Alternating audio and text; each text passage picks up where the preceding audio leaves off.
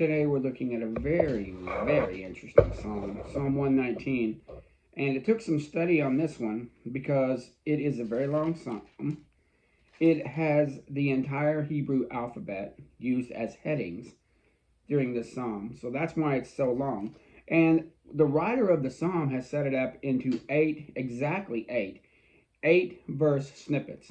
And so, like the first one is called Alf, and then you have Beth, then you have Gimel, Dalek, Hey, Va, Zain, Shet. I won't go through all of them, but you get that's all the letters of the Hebrew alphabet. Just like when we were in school, they did A, B, C, D, E, F, G. What we have is an 8 verse also, and each one of those verses says something good about God or about us when we follow God. Blessed are the undefiled that walk in the way of the Lord. Blessed are they that keep his testimonies and that seek him with his whole heart. They also do no iniquity, they walk in his ways. Thou hast commanded us to keep the precept diligently. Oh, that my ways were directed to keep his statutes. And on it goes. It's like there is a small thematic to each one of them. It isn't just, at first I thought it was just random prose, kind of like we'll get to in Proverbs. The idea that Proverbs is prose, and it'll follow an idea for 3 or 4 verses, and then change the idea a little bit and talk about this. Then change the idea a little bit and talk about that, because he's trying to give you wisdom understanding. So here you will find that each one of them does have a kind of a thematic feel to it. Each one of them. This one is about being blessed, about doing no iniquity. I am not ashamed when I respect unto thy commandments. I will praise thee with the uprightness of my heart. Then you look at Beth, where it says, where all shall a young man cleanse his way? With my whole heart. My heart I did hide in thy words I hid in my heart, that I shall not sin against thee. Some of these are very well known. Blessed art thou, O Lord. Teach me thy statutes. Again, coming from a younger man's heart. Looking at Gimel. Deal bountifully with thy servants. Open up mine eyes, that I might see and behold wondrous things. I am a stranger in the earth. Hide me not. Hide not thy commandments from me. My soul breaketh for the longing that it hath for thy judgments. And down it goes in 8 verses. Dalek, my soul cleaves into the dust. Quicken thou me according to thy word. And on we go. And part of me wanted to go through all of these with you, but this is an assignment that I'm going to give to you to do on your own. You got the idea. I was thinking the other day, we have 2 types of teachers. The teachers that show you how to teach and how to think, and teachers that tell you what to think. And sometimes we go to teachers on what to think. I want you to do all the work for me, and I'm just going to take the benefits of your knowledge. And sometimes that's good. Especially if I need something highly specialized and I go to an expert, please give me the conclusion so I can put it into my life, and they'll charge me money and say, okay, I'll come over and do it for you, or here's the methodology. I'm not for charging money here. But what I'm saying is, a lot of life, I found 70% of life, I can do myself. I can turn the wrenches. I can figure it out. I fixed an air conditioner in my home that I was going to pay a guy $300 to do, but I thought, well, maybe I could look it up. And then I took some screws to it and took a wrench to it, took it off, looked at it, took it apart, bought a new part, and reverse engineered, and boom, it's working fine. Here with 19, I'm going to ask that you would read like 3 of these a day, and you'll cover this in a week. Again, with the Psalms, you're lifting weights. It's not just, well, I'm reading a scripture today to keep the devil away, or I'm finally going to move forward. It's not a have to, it's a want to. We get guys, just rushing to the gym. Can't wait to hit those weights. Well, this should be our weights. I can't wait to lift these Psalms myself. But go through and see each one of these. And this is one that I'm going to leave a lot of gleaning for you. A lot of grid work for you to go in and see, what is inside Chet? What is inside Zain? What is inside Peh and Nun and Lamech? Teth says, thou hast dwelt well with thy servant, O Lord, according to thy word. Teach me good judgment. Another thing exciting about 119, that this is very rudimentary for teaching children, for teaching people who don't know the language. Imagine a child or children are sitting and they're learning their ABCs, which actually for them is Alpha, Beta, Gimel, Dalek, He, Va. You get the idea. But they're learning it and also with it is an 8-verse prose which they're learning about positive things like blessing the Lord and learning from Him, getting not into iniquity, sticking with the commandments of God. How shall a young man cleanse his way? Important information that young children are going to know. One thing I wanted to show also, and I looked this up, to back up this educational pedagogy that's going on. Here is ALF, and each one of the letters, I'll get this up so you can see, it has both the Hebrew and the transliterated, but I'm not worried about the transliterated. You'll know that each one of the Hebrews begins with an A. It's like me going, oh, A is for apple, or if I did limericks that said, Abel is the man who loves the Lord. Across the Red Sea, the Lord led his people, and had another one with an A. One doesn't come to mind right now. But you see where he does Beth. You can see where that one starts with B. Before the earth began, the Lord stood in his thunder. Beside the waters, he led the people. Because he loves me, he sent his son. So young children are learning about God. Here's Gimel, just to give you another example. All of them start with G. So, and Dalet, you'll see, all of them start with D. So, the transliterated, when you say transliterated, that's putting it into English in a word form that we would understand. But their idea of, the first word, the way they put sentences together might not be noun, verb, adjective, adverb, the way we do it. But you're still getting the meaning by how they talk. The 23rd Psalm reads for us, the Lord is my shepherd. In there, if you looked it up, it might say, the shepherd is my Lord. The words get transposed and we move them to make sense to us in English without adding too much. So the idea of transliteration is very important for translation. But here we have every letter, and I went ahead and made a copy of this for myself. Here's Res. All of them start 8 verses, and they all start with R. Here's Shin. They all start with S. 8 verses that start with an S that reveal the truths of God and the relationship of man with God from the scriptures for the Hebrew child or the Hebrew person that's learning Hebrew, or the person learning Hebrew.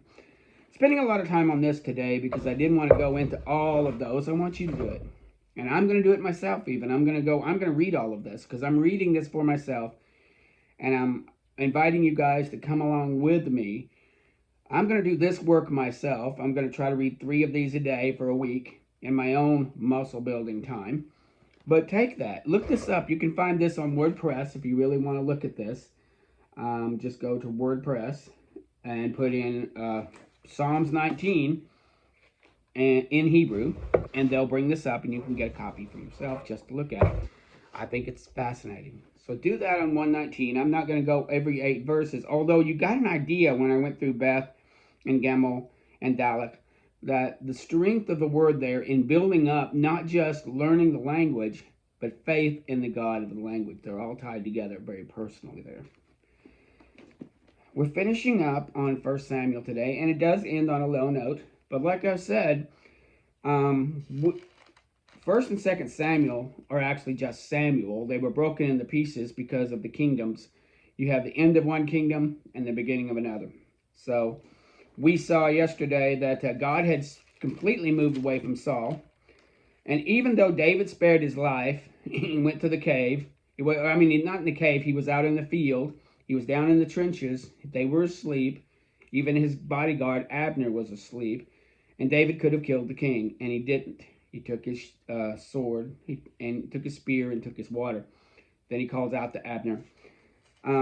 So he goes to live with the Philistines, with King Ahish, and he lives there. And even though they think he's on their side, he's actually still on the side of Israel. Saul wants to beat the Philistines, so he can't get God to answer, so he goes to a witch to call up Samuel. Well, this is a desperate ploy. She calls up Samuel, and he goes, why am I being why am I awakened? What's going on? She says, I saw a form of a man. Why have you disquieted me, is what he asked. Why are you bringing me into this? And so he tells him that he's going to lose, even, I think, God's going to deliver deliver Israel into the hands of the Philistines tomorrow. We see at this point that the Philistines are going to take Israel. Israel is going to be under the hands of the Philistines once again. Your kingdom has failed. And he won't eat. He's all distraught about it. But finally, she encourages him to eat, and he does. The Philistines are going to march against Israel with David in their league. But God sets it up to where the Philistines, the lords of the Philistines, were very unsure about David's allegiances. So the king sends him back. We find in 30 that while David is going back, the Amalekites. Now remember, we're dealing with different people here. Remember, the Amalekites were like traveling nomadic people. They had some cities, but they were just traveling nomadics. And they were attacking. They were a little bit like pirates out on the sea, except there was no sea here. They were like pirates. They would take what they want from the weak. And so here they were. When the Philistines had moved out and David had moved away, they saw that Ziklag, where all of David's family and friends and all of his possessions was open season, basically. David left 200 men to secure it, but they thought they could take it. So they go in and burn Ziklag, and the warriors that are with David are distraught. They're heading back to Ziklag, and they see it's on fire. They find out from messengers that it says here that when David and his men had come to Ziklag on the third day, that the Amalekites had invaded the south and had smitten Ziklag and taken men, women captives, and slew not any, great or small, but carried them away. So they didn't kill, they didn't raid. I have a feeling that the men thought that they were slaughtered, but they weren't. The Amalekites took them all. And the people that were with him lifted up and wept. David's 2 wives had been taken. He was greatly distressed, and the people with him wanted to stone him. They were blaming him. This is your fault. We're here in all this mess, and we've lost everything. David encouraged himself in the Lord his God. There is a kicker right there that you need to learn. When everything turns against you and this looks darker than dark, encourage yourself in the Lord your God. We need the word your put in. I need the word my put in. Not just the God or a God or the God of the Christians or the God of the Jews or whatever we're talking. We have the same God, by the way. But my God. And so Abiathar brings me the ephod, and he inquires of the Lord, should I go after them? Which is a good thing to do. You're humble. They've taken your stuff. Should you go? I mean, you'd think common sense would say, go. But I'm going to stop and ask the Lord. And the Lord says, go. So he went with the 600 men. They journeyed, and they left 200 with the stuff. Now, I'm getting this backwards. They took all 600, and they left 200 with the spoil, the stuff they'd taken. And with the stuff that their provisions and stuff. And then they went with 400 men, and he found an Egyptian. This is an interesting thing. Where did the Amalekites go? They've got no real base. They kind of wander around. How are you going to find them? They're off in the desert. They could be anywhere. But as they're going along, they find an Egyptian who's half dead, who's hungry, and he hasn't eaten in 3 days, and they feed him and ask him who he is, and he says he's a servant of the Amalekites. Oh, okay.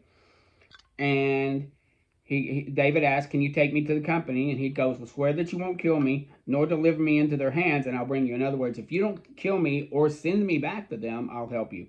So David agrees, and this Egyptian helps them find where the Amalekites went with all the people from Ziklag.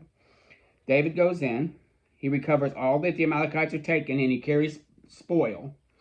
He carries the booty. He carries, using a pirate language, he carries all the stuff from the Amalekites. Now, he's the raider of the Amalekites. As the Amalekites were raiding Ziklag to take from David, now David is raiding them and taking from them. He took all the flocks and the herds that were dragged before them, and he said, this is David's spoil. And he came to the 200 men that were so faint that they could not follow David, and they stood by the brook. There were men that left back that were too faint, that were too weak, maybe they were hurt. 200 men stayed back with the provisions, and then 400 went to take the people of Ziklag from the Amalekites.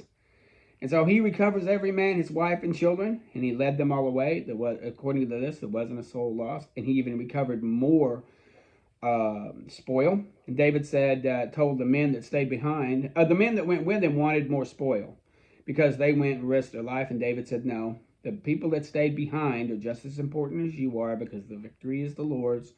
We're going to spread it out evenly. And that became a statute even to this day. So when they have the spoil, when they take the prey, they hand that out evenly. And David had so much stuff, he says, he came to Ziklag and sent the spoil to the elders of Judah, even to his friends, saying, Behold, a present of the spoil of the enemies of the Lord. And he did this to Bethel and Jared and Aror and Rachel. And he sent it unto the Canaanites and those at Horah and Hizbon and Hebron, I should say. He went to Hebron. In other words, in Judah, he started handing out these gifts. He had been made so much from this raiding of the Amalekites that he kept what he needed for himself, and he was generous. He gave it to the people around him, and then he went around to where his family and friends were and passed off blessings to them, up into Hebron and over into the Kenites and over to these otherites in Judah. So he handed out the wealth that he'd made. He wasn't stingy sitting on mountains of gold. He kept what he needed, kept what he thought he wanted, and then he was very generous with the rest of it. We see 31 coming up here. Very sad. We find the death of Saul and Jonathan and the other sons. All three of his sons died the same day he did, which is sad. They were up in the northern part of Israel in Mount Gilboa. They were up there fighting with against the Amalekites. The Amalekites had come around the east along the shore and were now up there in northern Israel. And the king had gone from around Jerusalem straight up to Mount Gilboa and was fighting.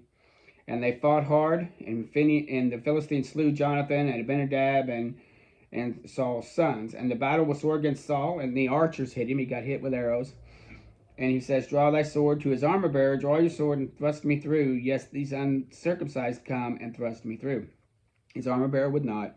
So he takes the sword and he kills himself. And the men of Israel that were on the side of the valley saw that the men of Israel fled. They forsook the cities and fled, and the Philistines came in and dwelt with them. So what happened was, when they saw the battle was going bad, and the men saw that things were not going their way, they went and fled and they abandoned. And the Philistines were now in control of parts of Israel. And guess what? The king is dead. The king is dead in Israel. Who's going to protect them now? The king is dead, and any of his heirs. If you're looking to get kings from his sons, the kingdom is dead, and it's sad. And they took him, and they took and stripped him, and they took to strip the slain, and they found Saul and his 3 sons in Mount Gilboa, and they cut off his head and hung up his armor, and they sent him to the land of the Philistines round about to publish in the house of their idols among their people. And they put the armor in the house of Ashtaroth, and they fastened his body to a wall in Bethshan. The inhabitants of Jabesh Gilead heard what was done to Saul. Valiant men arose and went all night and took the body of Saul and the bodies of his sons from the wall at Bethshan, came to Jabesh, and burnt them there. And they took his bones and buried them under a tree. See, this is what happened. This is sad. Even when the king died, he didn't get a kingly burial. Neither did his sons. They were burned and buried under a tree, just like you would an animal. It's very sad what's happening here when God rejects, when the kingdom is over. You know, they had the respect to go and take the body that was up in, that was up on a wall for all to see. It was a measure of the stain. And so they took the body down, and they took them, and these were the men of Jabesh Gilead, who were on the other side of the Jordan, which is across from Mount Gilead. So they came over, took it, and burnt the bodies and buried them. And so we have, it's interesting thing is, you had Genesis ending in a coffin, and you got this ending, under a tree. Again, there's sadness here. We have the end of the kingdom. We have another kingdom coming, but nobody knows that at this time. I mean, they know that David will become a king eventually, but he's out. He's off running around in the wilderness. The people don't know where he's at, and now the king is dead. Sometimes it's good to take a moment here to feel what these people were feeling, to feel the abject detachment, depression, anxiety that they're feeling, the emotions that they're feeling when their king is dead.